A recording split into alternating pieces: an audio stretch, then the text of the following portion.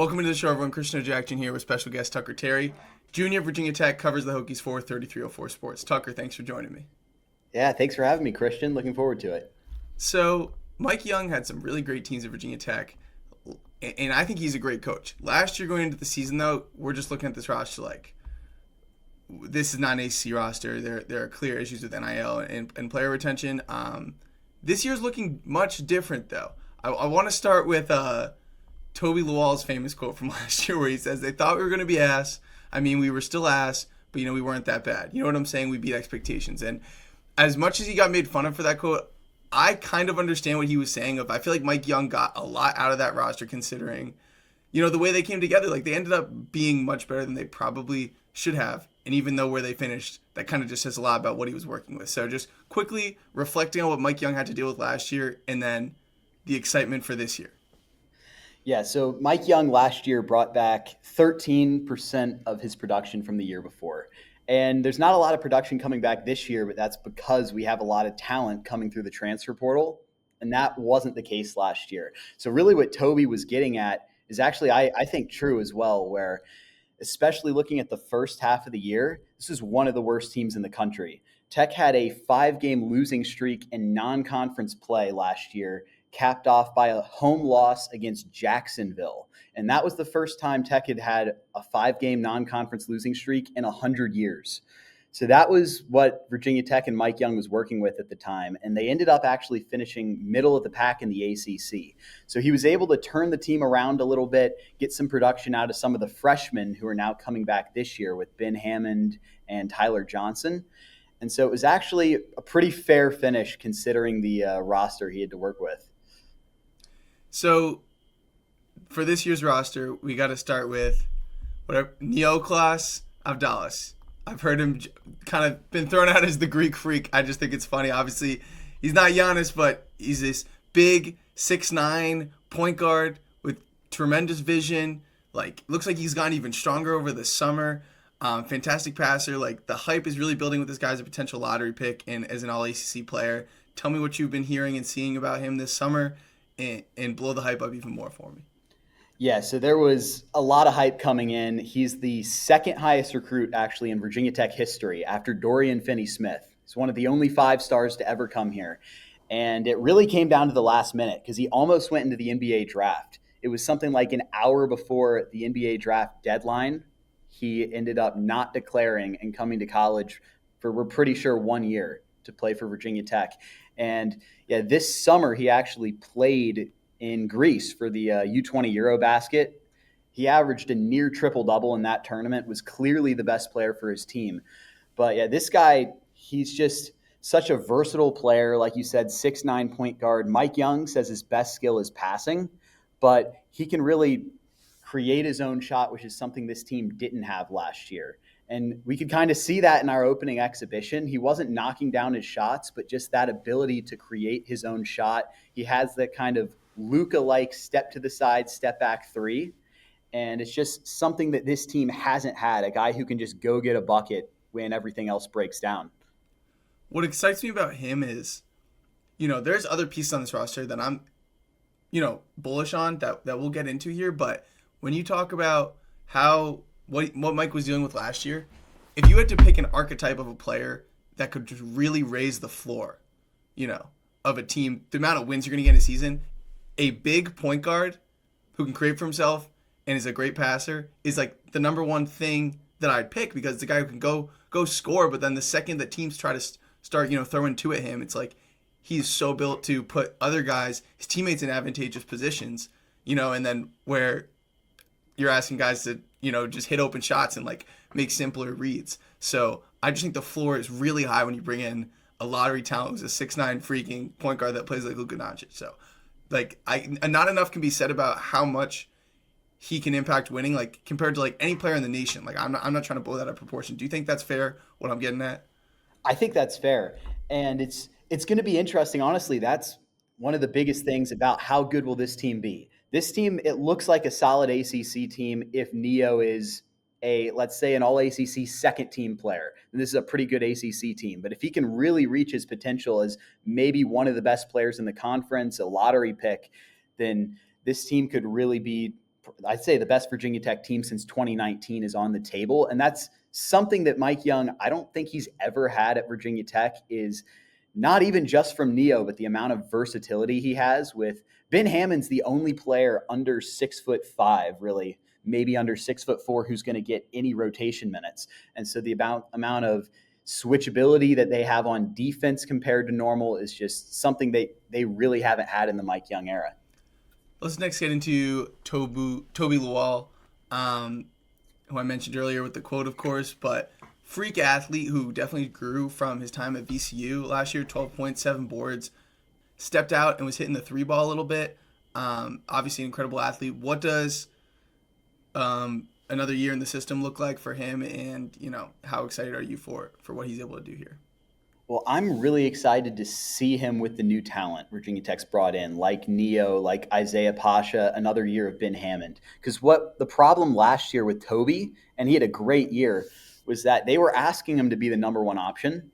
And that's not his game, especially last year. He's been playing basketball for like 5 years. He's here because of freakish athleticism, and the basketball IQ and skills are kind of on the way. But like you say, he has a 49.5-inch vertical. It's like unreal how athletic this guy is. So I'm really excited to see him with Neo, get him in the pick and roll, more spot up open threes, where he actually was pretty efficient last year. He shot over 40% from 3-point range. Not great from the free throw line. But his shots, I don't know that he'll average a lot more points this year necessarily, but I think he'll be really efficient, and it will be a much overall more efficient offense for the team, where he's working as more of a second or third option instead of the go-to guy as a ball handler, especially.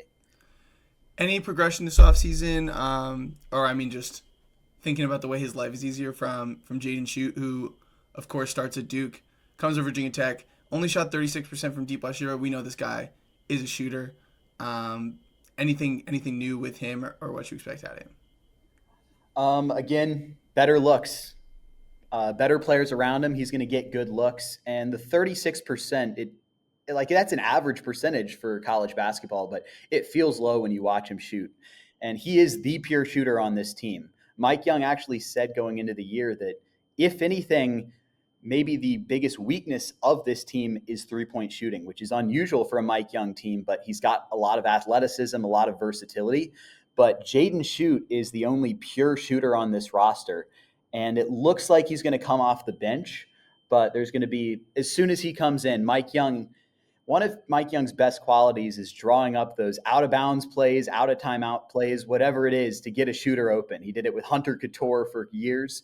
He's going to do the same thing with Jaden Schutt, and Schutt now gets to play off some of those other ball handlers like Neo, like Hammond, like Pasha, and that should give him a lot of good looks to, I'd say, shooter probably around 40% would be the expectation from three this year. So when you mentioned Schutt potentially coming off the bench, that makes me think that my guy Isaiah Pasha might be a starter coming over from Delaware. 12 points, 4 rebounds, 4 assists, was really good in the Colonial tournament. That's when he was on my radar. But I love the way he can get to the basket and play.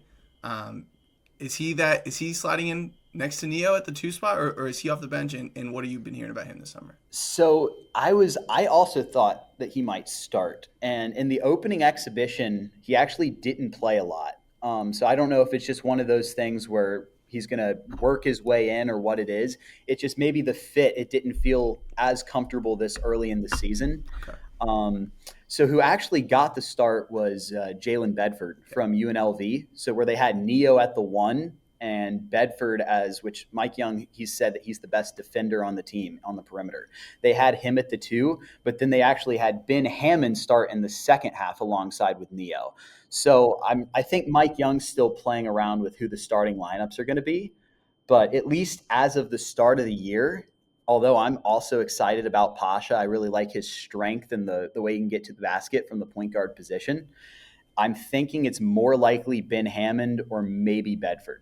Interesting. Okay, well, let's dig more into Bedford, coming over from UNLV, grad transfer. I know he can shoot the basketball as well.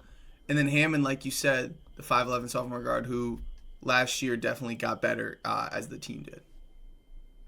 Yeah, so Jalen Bedford, he's more of a traditional shooting guard. They have him at 6'4", but he's really I'd say the 3-and-D player on this team, where he's not going to shoot lights out, but he's a volume 3-point shooter, which is something that this team could actually use. A lot of guys who don't shoot it with a lot of volume.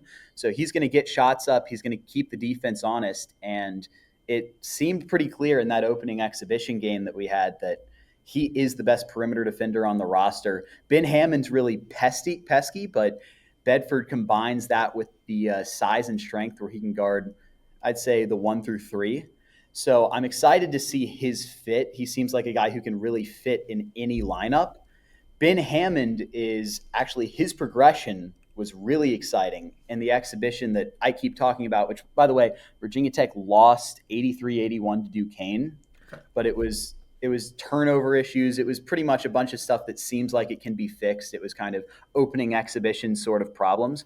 But Ben Hammond had 22. He actually led the game in scoring. He was knocking down shots. He was running the pick and roll and getting to that floater, getting to the rim pretty much at will. And his progression, like you said, throughout the year, he started out barely getting any time, and we had Brandon Rechsteiner running the point. Not an ACC player. I couldn't. I'm sorry, not to be over the top, but I could not. I wish him the best at Colorado State, but he was just not an ACC player. Yeah, he can. I don't know. He wasn't efficient. We know he can shoot. He just hasn't been efficient in his time. A lot of turnovers. But Ben Hammond, as a 5'11" freshman, slid into that spot, a role that Mike Young doesn't normally get freshmen, which partly shows what Ben Hammond was up to, and it also shows how little maybe the team had at that mid-season point in the year. But Hammond got just more and more comfortable as the year went on, and I'd say was one of the biggest reasons for kind of that turnaround from being one of the worst, maybe the worst power conference team, to at least being respectable on any given night. And so Hammond, again, yeah, he could slot in at the starting point guard alongside with Neo. Maybe he comes off the bench, but either way, he's going to play a big role on this team and really take a lot of those ball handling duties while he's in. Let's talk about Amani Hansberry coming over from West Virginia, who had a nice year there for a kind of surprise West Virginia team. Once again, so he can shoot it a little bit. I know he only shot 29%, but he took 4 a game, 10-7. He played some small ball 5 at West Virginia, and I'm seeing a projected starting lineup where it's him next to the wall, which makes me think, as you hinted at the defensive versatility, it's an undersized front court, but a lot of teams are making it work with undersized front courts if you're versatile and you're aggressive in ball screens and stuff like that. So I know we have some bigger guys on the bench that we'll get to in a second, but is that the starting front court, and how do you see Amani Hansberry being that small ball 5? Yeah, that looks to be the starting front court. It could be maybe matchup based where you throw in Dorn, who maybe we'll get to later if we play a bigger center. But yeah, Hansberry's going to get a lot of time. He looks to be the small ball 5 right now. And he kind of seems like he's going to hold the team together on both ends, where, like you said, defensively, he can switch to multiple positions. He has a lot of that defensive versatility I was talking about, but also with what you mentioned, his floor stretching ability to at least hit the 3 ball. And he's actually an underrated ball handler and passer. Mike Young I think he's going to use him kind of as the glue guy in that offense, where Mike Young runs that spread motion offense where a lot of times a 4 or a 5 will actually lead it from the top of the key. So I think Hansberry, especially from what we saw in the exhibition, is going to start a lot of plays handling it at the top of the key, and that's where the offense is going to start with, whether it's handoffs, pick and rolls, backdoor cuts. It's a lot of it's going to run through Hansberry. So his skills are pretty exciting, and he actually came along with Chester Frazier, who is an assistant coach for Virginia Tech now, who Mike Young recruited essentially from West Virginia. So they were almost a package deal, and apparently Chester Frazier's bringing a lot of kind of intensity to the practices, and Hansberry's bringing a new element to this front court that Tech hasn't had. That's a great note about the coach package deal. It also, I'm not saying he is Justin Mutz or he will be Justin Mutz, but the way you were talking about that position made me think about how good he was. I love Justin Mutz. Yeah. More of these guys to get. Oh, actually, let's go to Antonio Dorn, come over from Germany, 7-footer. Is he ready to play at this level? Because obviously having that bigger body would be quite useful. I think he is. He actually is not going to be allowed to play in the first game. Something with visa issues, but as of game two, he'll be available, and he's got a fully grown body. He's a full 7 feet tall. He's big. He's been playing pro ball for 4 years in Germany, and he comes in as a sophomore. So it looks like he's going to come off the bench, but yeah, Dorn has he can really hold down the paint as a rim protector, doesn't have that switching ability, but brings a very different element than Amani Hansberry has. But Dorn also has a pretty good low post game, good screener, and as of recently has started to stretch the floor a little bit, being able to knock down the three ball.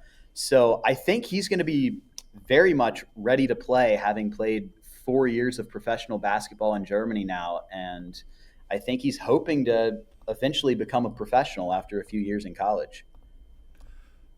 Christian Gerdak, freshman coming in, 4-star, right outside the top 100. I've seen, a little bit of optimism around him as just a guy who can give some, limited, but can score in the post, has some nice moves down there. And any upside here with Christian Gerdak? Yeah, Gerdak, I didn't know a lot about him until that exhibition that I've spoken about. And Amani Hansberry, he actually fouled out in just 12 minutes. And Antonio Dorn was out because of the visa issues. So we got a lot of time to see Christian Gerdak. And the stats don't really jump out. He had 6 points, 4 rebounds, but he played really well. I was really excited with the way he played, both defensively. He was good on the glass. The Not a very comfortable shooter, both from the free throw line. He's not going to stretch the floor at all, but he's a guy who, like you said, he can give spot minutes, and he shouldn't have to give too much more than that with kind of the front court that Mike Young has this year. But when anyone's in foul trouble or maybe just need sort of an energy boost, Christian Gerdak probably is going to be the only freshman to get some real minutes this year and be productive for this team. I realized I skipped over Tyler Johnson, one of those other freshman returners. He's a key piece off the bench, right? He might be a key piece in the starting lineup. But yeah, he's a really strong wing. I think they only have him listed as 6'6", but as just 19, 20 years old, he's really grown into his body already. And he was one of those guys with Ben Hammond that as the second half of the year came along, his progression really spelled the progression of Virginia Tech as a whole. And he can guard multiple positions. He can get to the hoop. He can knock down open threes. And he's just kind of a do-it-all forward that it's really easy to slot him into every unit, which is why right now he's slotted in at small forward next to, like you'd said, Avdalas and Bedford in the backcourt, and then Lowell and Hansberry in the front court. I think Tyler Johnson's going to be that three and kind of that glue guy in the starting lineup. Any of these other guys off the bench you expect to factor in here significantly? I think we've covered all the guys that I expect to have a big role this year. The only one, that you touched on and I hadn't seen a lot from is Pasha, because he only got 6 minutes in that exhibition. So that's one I'm going to look for as maybe he can get a bigger role as the year went on, because he was the freshman of the year in the CAA when he was in Delaware, and I really like his game. I think he could be a really good other option for Ben Hammond, kind of bringing that versatility, especially defensively, to that starting lineup. So I'll be interested to see if he'll come along and get some time. But yeah, that looks to be right now about the 10, 11-man rotation. Any concerns jump off the page of the most, what stands out about what could give this team trouble if they don't reach their ceiling? There's, for one, the team, it's not a team that's going to shoot the lights out. Mike Young said that. And I don't think it's necessarily a weakness shooting, but it's not a strength, which is untraditional for a Mike Young team. The other one is turnovers. In that exhibition game I've referenced a lot, Virginia Tech turned it over 19 times. Now, what I would say differently than last year is last year the turnover problems came due to a lack of ball handling, a lack of really ACC talent, especially at the guard position. every team full court press Virginia Tech, and they just couldn't really get past half court some games, it felt like. That wasn't the problem the other day. It was more lackadaisical passing, bad decision making, that sort of thing. So I think the turnovers is something that can be fixed, but it's worth noting now that we're on to a second year where that immediately jumps off the page as the biggest weakness through a game.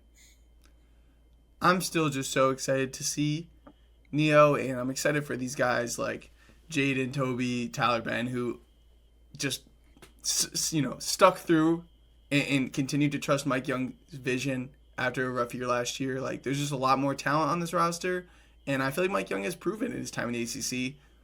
Right from the start, like on that Landers Nolly team. I think that was his first team, but like he Yeah. always gets a lot out of his groups and the way he runs his offense.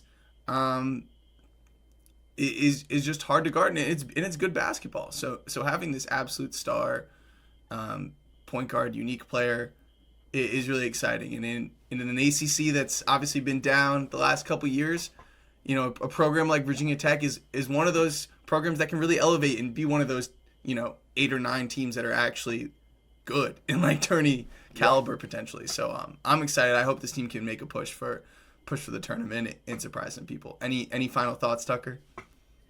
Yeah, like you said, I think the ACC, I'm excited to see it this year because I think it's going to be stronger. Not like 2019 status or anything, but I think it's going to be better than we've seen the last few years.